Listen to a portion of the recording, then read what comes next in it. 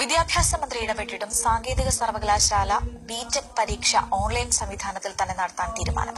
BTech 1ഉം 3ഉം പരീക്ഷകൾ December 13-ന് തുടങ്ങും. സർവകലാശാല നടപടിയെ തുടർന്ന് വിദ്യാർത്ഥി സംഘടനകൾ ഗവർണർക്ക് പരാതി നൽകി. APJ അബ്ദുൽ കലാം സാങ്കേതിക സർവകലാശാലയിൽ വിദ്യാഭ്യാസ മന്ത്രി സി രവീന്ദ്രനാഥ് ഇടപെട്ട് മാറ്റിവെച്ച 1ഉം 3ഉം സെമസ്റ്റർ ബിടെക് പരീക്ഷകൾ ഈ മാസം 13 തുടങ്ങാൻ തീരുമാനിച്ചു. ചോദ്യപേപ്പറുകൾ ഓൺലൈൻ രീതിയിൽ അയക്കാനുള്ള സർവകലാശാല തീരുമാനം മന്ത്രി അംഗീകരിച്ചതോടെയാണ് മാറ്റിവെച്ച പരീക്ഷയുടെ പുതുക്കിയ തീയതി സർവകലാശാല പ്രഖ്യാപിച്ചത്. ഇതേ തുടർന്ന് വിദ്യാർത്ഥി സംഘടനകൾ ഗവർണറെ കണ്ട് പരാതി നൽകി. ഈ എക്സാമിനേഷൻ ജനുവരി മാസത്തിലേക്ക് മാറ്റുക എന്നുള്ളതാണ്. പ്രൈവറ്റ് ഏജൻസികൾക്ക് ഓൺലൈനായിട്ട് പരീക്ഷ നടത്താൻ വേണ്ടിയിട്ടാണ് സർക്കാർ ശ്രമിക്കുന്നത്.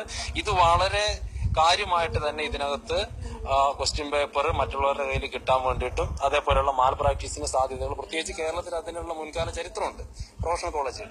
അതുകൊണ്ട് തന്നെ പ്രൈവറ്റ് പ്രത്യേകിച്ച് സ്വാശ്രയ കോളേജുകളിലേക്കൊക്കെ ഇത്തരം ക്വസ്റ്റ്യൻ പേപ്പർ ചോർന്നു പോകാനുള്ള സാധ്യത കൂടുതലാണ്.